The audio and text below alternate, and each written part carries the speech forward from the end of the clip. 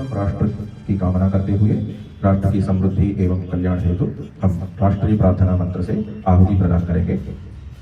ओम राष्ट्राय स्वाहा। दीजिए।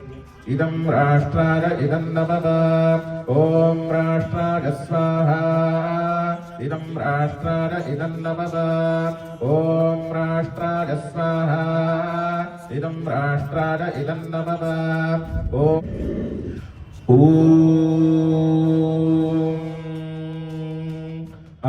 ब्रह्मन् ब्राह्मणो ब्रह्मवर्चसी जायता महाराष्ट्रे राजन्यशूर इषव्यो दिव्या धीमहारथो जायताम्।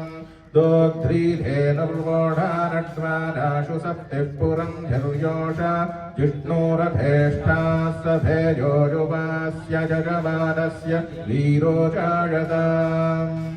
निकामे निकामे नः पर्जन्यो वर्षतु फलवत्यो न ओषधय पच्यन्तां योगक्षेमो नः कल्पतां स्वाहा।